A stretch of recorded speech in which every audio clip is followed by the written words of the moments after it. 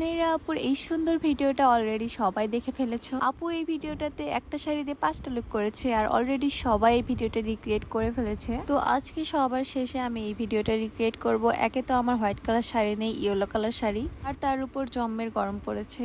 যাই হোক, চলো শুরু করি। তোমরা তো জানো যে আমি হোস্টেলে থাকি আর আমার হোস্টেলের রুমের দুই পাশে দুইটা বাঙ্ক বেড থাকার কারণে আমার রুমে একদমই জায়গা নেই। তো আমি আমাদের এই সুন্দর দরজাটাকে বানিয়েছি আমার ব্যাকগ্রাউন্ড। আর ভিডিওটা যেহেতু বসে করতে হবে তাই আমি নিয়ে এসেছি এই ভাঙা চেয়ারটা। ভালো চেয়ারের পেছনের মাথাগুলো দেখা যায়, তো এই জন্য এই ভাঙা চেয়ারটা ইউজ করতেছি। কি কষ্ট গাইস। তো এই তো আমার সবকিছু রেডি আর এখন আমি ভিডিও করব। আর ভিডিও করতে করতে আমার কি কি সাফার করতে হয়েছে, কি কি প্রবলেম ফেস করতে হয়েছে সেগুলো তোমাদের সঙ্গে শেয়ার করব।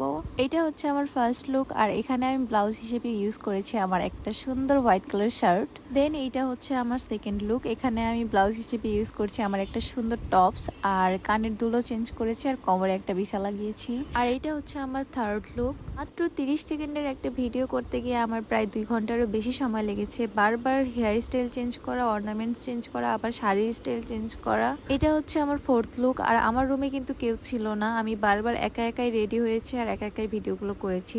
অনেক বেশি গরমও লাগতেছিল, আবার অনেক বেশি বিরক্ত লাগতেছিল। যাই হোক, আর এইটা হচ্ছে আমার লাস্ট লুক। লাস্টের দিকে আমার এত বিরক্ত লাগতেছিল যে আমি আর কোনো স্টাইলে চেঞ্জ করিনি, শুধু ঘাড় থেকে ওড়নাটা রেখে দিয়েছিলাম। ভিডিওর ফাইনাল রেজাল্ট কিন্তু অনেক সুন্দর এসেছে, আমি সেটাও পেজে পোস্ট করে দিব।